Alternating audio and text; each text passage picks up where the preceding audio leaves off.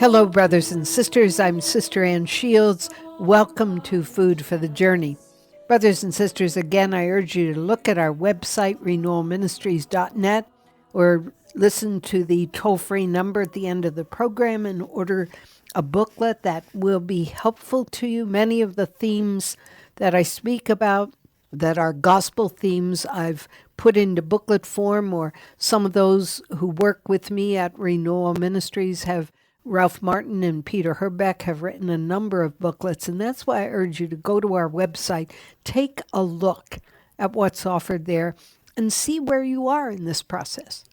Are you really following the Lord? Do you need to make some decisions? Do you need to turn away from something? Do you need to turn more towards something? Do you need to understand that you will render an account one day? And we need to be ready because we know not the day nor the hour. Are we ready to render that account? We don't need to be afraid of it if we're living a truly Christian life. And if when we sin, we're repenting for it. We don't need to be afraid of it. But we do need to be very serious about it. And so often I'm afraid in the last 40 or 50 years for Catholics, being Catholic simply means I go to church on Sunday and I put something in the collection basket. That's not being a Christian, and certainly not being a Catholic. Is my life in accord with the gospel?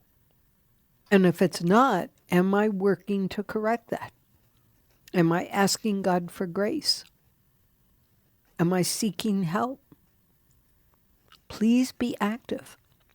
Do not let your faith be passive. If it is, you will lose it. You really will. When you come up against an obstacle, you will not have the desire or the courage to fight. Please pay heed. The first reading today is taken from Paul's letter to the Romans, chapter 8, verses 12 to 17. Brothers and sisters, we are not debtors to the flesh, to live according to the flesh. For if you live according to the flesh, you will die. That's essentially what I've just been saying. But if by the Spirit you put to death the deeds of the body, you will live. That's what the flesh wants. That's what the deeds of the body are. It's lust, and it's jealousy, and it's envy, and it's murder in our hearts. It's all those kinds of things that lead us far away from God. So put to death those deeds of the body, and you will live. For those who are led by the Spirit of God are sons and daughters of God. Really, truly, it's not just an image, it's the reality. For you did not receive a spirit of slavery to fall back into fear. You received a spirit of adoption, through which we cry, Abba, Father. That's why we should care for one another, love one another, feed the poor, help them. Because we are all sons and daughters of one Father. And when we stand before God, the portion of the family that we were most closely related to, that's in our town, in our parish, in our state, whatever the geographical area might be, that in a sense, these are my brothers and sisters, and I will be called to render an account. Have I reached out? Do I try to do good? And not just once a year, but every day. Every day. Lord, what good can I accomplish for you today? What good can I make available for others today? Where can I sacrifice a little of my time today to do something for someone in need? You received a spirit of adoption through which we cry, Abba, Father. The Spirit himself bears witness with our spirit that we are children of God, and if children, then heirs, heirs of God and joint heirs with Christ, if only we suffer with him so that we may also be glorified with him. My goodness, you're an heir of eternal life. You're an heir of the kingdom of heaven. You've won the lottery. You've been named in the will. Really. You've been named in the will of God. You have inherited. People scramble so much for earthly treasure when the heavenly treasure is infinitely greater. Infinitely. Choose him. Choose to follow him. Choose to follow him as closely as you can, for you will inherit the kingdom of God. And then Paul very clearly says, you will be heirs of God and joint heirs with Christ if only we suffer with him, so that we may also be glorified with him.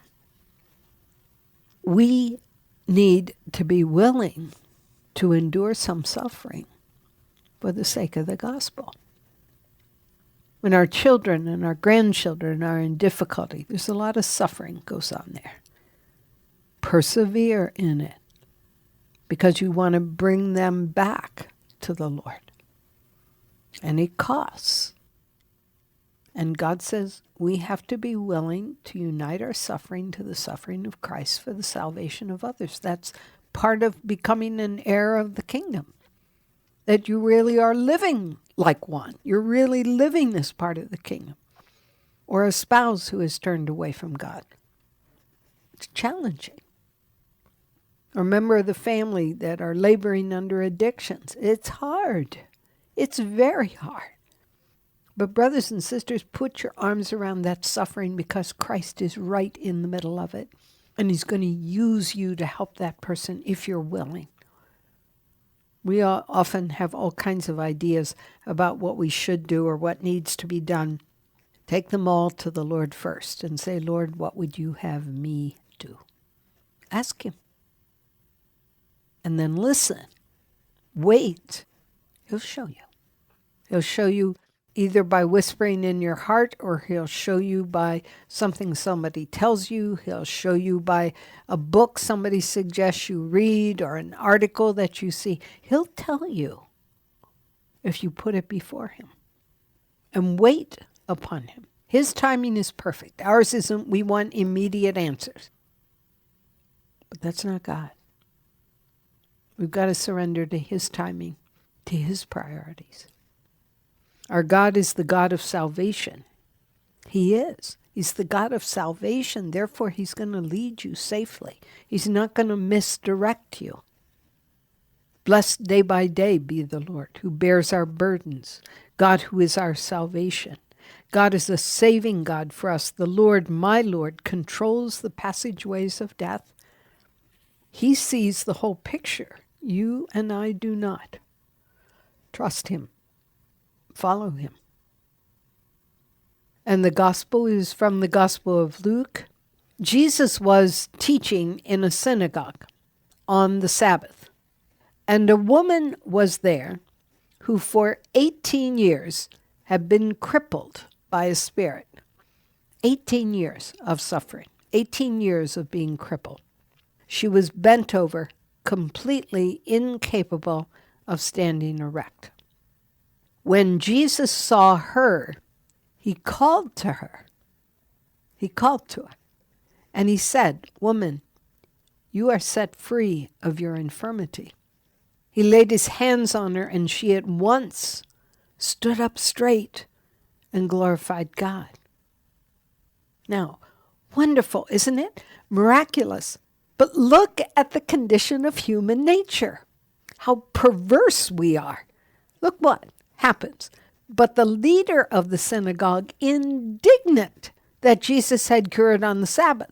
No work on the Sabbath. Talk about living the letter of the law, and we all fall into it. Jews, Christians, Catholics, we all fall into it. There are 6 days when work should be done. Come on those days to be cured, not on the Sabbath day. Look at that. Here is a woman. Here's a woman bent over for years. For years. All she could see was the ground in front of her. You've seen people like that. This has been going on for years. How much it must have incapacitated her to do anything. How much suffering and pain. How much physical turmoil, even at night, there must have been. And yet, the Pharisees are saying, don't heal on the Sabbath. You don't do any kind of work on the Sabbath. What they don't have is the heart of God. They have the commandments of God.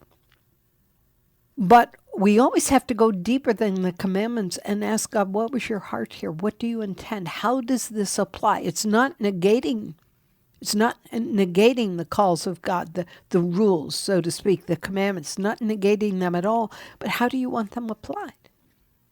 There are 6 days when work should be done. Come on those days to be cured, not on the Sabbath day. They're legalistic. They're going by the letter of the law. They're not looking at the person. I'm not saying that compromises the rules and the commandments. It doesn't compromise them, but look how they're to be applied. The Lord said to him in reply, "You hypocrites." Oh, I would not have wanted to be on the other end of that. "You hypocrites, does not each one of you on the Sabbath untie his ox or his ass from the manger and lead it out for watering?" In other words, there are things that are a necessity that don't apply on the Sabbath. Yes, they're work, but they're utter necessity. You don't have some animal suffering because you haven't done your job. Those works are to be done. It's what can be put off to the next day in order to honor God and give God time, extra time. Hypocrites. Does not each one of you on the Sabbath untie his ox or his ass from the manger and lead it out for watering? This daughter of Abraham, who Satan has bound for 18 years now, ought she not to have been set free on the Sabbath from this bondage? And suddenly it's very clear. And when he had said this, all his adversaries were humiliated. And the whole crowd rejoiced at all the splendid deeds done by him. All his adversaries were humiliated. When you're caught and you think you're doing the right thing and you end up being a Pharisee because you're stuck on a law and you're not looking at the heart, you're not looking at the intention for which the law was made. You always have to do that. What was the intent here? Not supposing that the intent, but really look for the intent. We need to do this when there's a question. But Jesus took them to task, and he took them to task publicly. And they were the ones who were the law keepers. They were the ones now who are being criticized, being disciplined for not living out the true teaching of the law. They had just gotten it down to, specific external actions. They had totally missed the heart of the lawgiver.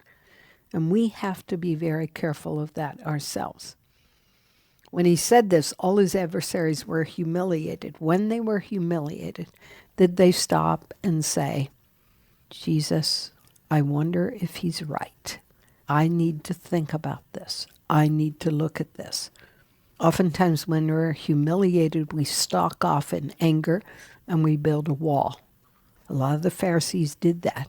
What do you do when you're confronted and it's true? How do you handle it? It says a lot about whether we really follow Christ or not.